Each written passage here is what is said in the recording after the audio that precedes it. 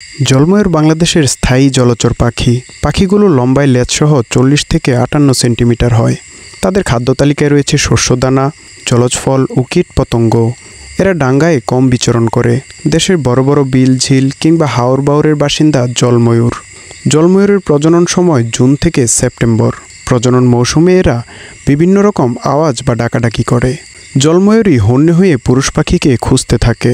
এ সময় অন্য জলময়ূরের সঙ্গে যে কোনো জলময়ূরের ঘোরাফেরা করতে দেখলে প্রচণ্ড হিংসা হয় এদের। দুই ময়ূরীর মাঝে ঝগড়া বেঁধে যায়।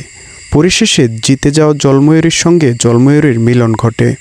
ঘর বাঁধার সপ্তাহখানেক পর জলের লতাপাতার উপর বাসা বানিয়ে জলময়ূরী ডিম পেড়ে পালিয়ে যায়।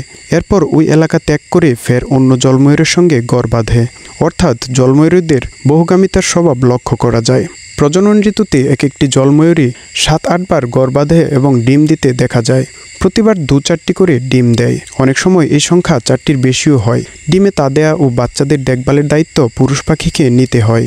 ডিম ফুটে বাচ্চা বের হওয়ার পর পুরুষ জলময়ূর তাদের দেখাশোনা করে ও খাবার খাওয়ায়। তাদের প্রধান শত্রু কাক, বাজ পাখি ও চিল, যাদের দেখলে বাচ্চা জলময়ূর তো দূরের কথা, প্রাপ্তবয়স্করাও ভয়ে পালায়। এমত অবস্থায় বাচ্চাদের নিরাপত্তার দায়িত্বও পুরুষ পাখিকেই নিতে হয়।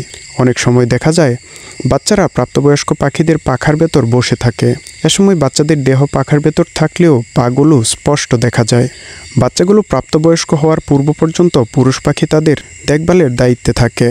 এরপর যখন বাচ্চারা প্রাপ্তবয়স্ক হয়ে ওঠে ও নিজে খাবার দাবার সংগ্রহ করা সহ শত্রুদের থেকে লুকানোর অভিজ্ঞতা অর্জন করে, তখন তারা পুরুষ পাখি অর্থাৎ তাদের বাবাদের থেকে আলাদা হয়ে যায়। আর ঠিক এভাবেই জলময়ূর বাংলাদেশে বংশবিস্তার করে তাদের উপস্থিতি জানান দিচ্ছে, যেন বোঝাচ্ছে একটি সুন্দর বাংলাদেশ গঠনে প্রাকৃতিকভাবে তাদের ভূমিকা অত্যন্ত গুরুত্বপূর্ণ।